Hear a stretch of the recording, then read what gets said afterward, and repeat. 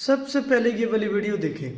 لو جی ایک آیت جڑی ہے سورۃ البقرہ کی ہے۔ اچھا جی، مرزا صاحب نے سورت کا نام بولا ہے، مرزا صاحب دوبارہ بتانا سنا ہی نہیں دیا۔ جڑی ہے سورۃ البقرہ کی آیت نمبر 28۔ اچھا، سورت البقرہ، لیکن قرآن پاک کے اندر جو سورت ہے یہاں کوئی بھی سورت البقرہ نہیں ہے، یہاں ہے سورت الفاتحہ اور دوسری قرآن پاک کی سورت ہے سورت البقرہ۔ یہ آپ ضرور چیک کرنا، با زبر با، قاف کے اوپر بھی زبر ہے، راب کے اوپر بھی زبر ہے، یعنی کہ بقرہ۔ اتنے جاہل ہیں مرزا صاحب کہ ان کو سورت کا نام بھی نہیں آ رہا۔ قرآن پاک کی دوسری سورت ہے، پہلی سورتوں میں سے سورت البقرہ، اس کا نام بھی نہیں آ رہا۔ بقرہ کا مطلب ہوتا ہے گائے، اور جو یہ کہہ رہے ہیں سورت بقرہ، بقرہ تو ہوتا ہے پنجابی میں بکری، اور بقرہ عربی نہیں پڑھنی آتی پہلی تو بات، دوسری بات اس کو قرآن پاک کی سورتوں کا نام نہیں آتا۔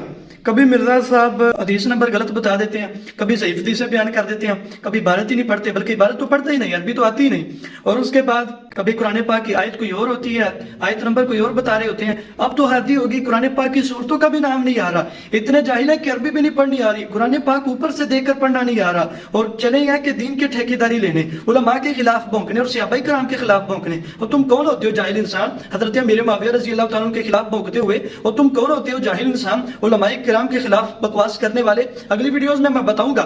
پہلے یہ بندہ حدیث نمبر بیان کرتا ہوتا تھا، قرآن پاک کی آیات بیان کرتا ہوتا تھا، اب یہ قرآن پاک کی آیات کے نمبر اور حدیث پاک کے نمبر بتانا چھوڑ گیا ہے۔ کیونکہ اب یہ گمراہی کی طرف آ رہا ہے، اور عوام کو بھی گمراہی کی طرف لے کر آ رہا ہے، تاکہ عوام گمراہ ہو، عوام سمجھے کہ یہ حدیث بالکل صحیح بیان کر رہا ہے۔ لیکن کوئی ایسی حدیث ہوتی ہی نہیں، حدیث ہوگی تو حدیث نمبر بیان کرے گا۔ آج کل یہ حدیث نمبر بیان نہیں کر رہا، عربی تو اس کو پڑھنی نہیں آتی، عربیوں کے پاس جا کر یہ کہے گا نا بقرہ، تو مار مار کے اس کا منہ چینج کر دیں گے کہ بقرہ تو ہے ہی نہیں ہے کوئی سورت، سورت البقرہ، جس کا مطلب ہوتا ہے گائے۔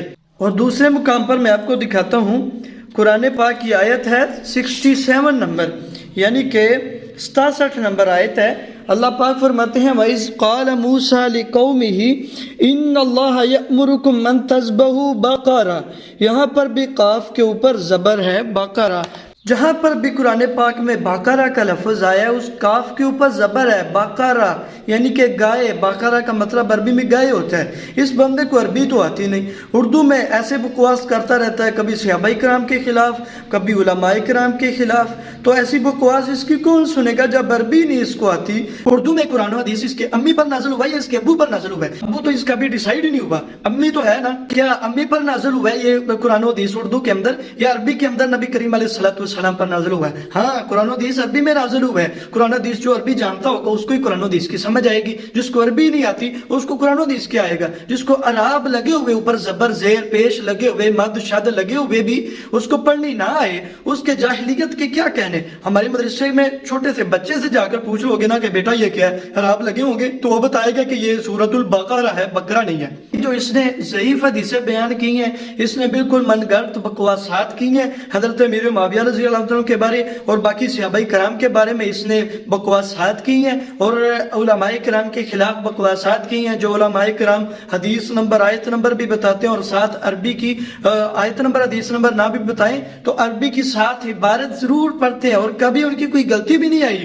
جو علماء عربی کو جانتے ہیں، کیا وہ اچھے عالم دین ہے اور قرآن کو سمجھنے والے ہیں، یا جس کو عربی کا آتا پتہ ہی نہیں؟ قرآن پاک بھی اوپر سے دیکھ کر پڑھنا نہیں آتا، سورتوں کا نام نہیں پڑھنا آتا، اوپر دیکھ کر عراب لگے ہوئے دیکھ کر پڑھنا نہیں آتا، وہ زیادہ عالم دین ہے؟ یا جو علماء کرام عربی عبارت زبان نہیں پڑھتے ہیں اور بالکل صحیح پڑھتے ہیں، وہ اچھے عالم دین ہے؟ آپ خود موازنہ کیجئے گا، اور اگلی ویڈیو میں انشاءاللہ اس کی فل چترول ہوگی۔ تو اگلی ویڈیو میں حضرت امیر معاویہ رضی اللہ تعالیٰ عنہ کی شان بھی ساتھ بیان ہوگی، ان کا بھی دفاع ہوگا، اور حضرت علی رضی اللہ تعالیٰ عنہ کو بھی دفاع ہوگا، اس سے میں ثابت کراؤں گا انشاءاللہ۔ نہ حضرت علی کے منکر ہے، نہ حضرت ابو بکر کے، نہ حضرت عثمان کے، نہ حضرت علی کے، نہ حسین کے، نہ حسن کے، ہم سب کو ہی ماننے والے ہیں، سبھی ہمارے پیر ہیں، سبھی ہمارے صحابہ کرام ہیں، نہ ہم حضرت معاویہ کے منکر ہیں، ہم سب کو ماننے والے ہیں۔ کہ نیم رافضی نہیں ہے کہ ایک کو مان لے اور دوسرے کو نہ مانے، یہ نیم رافضی ہے۔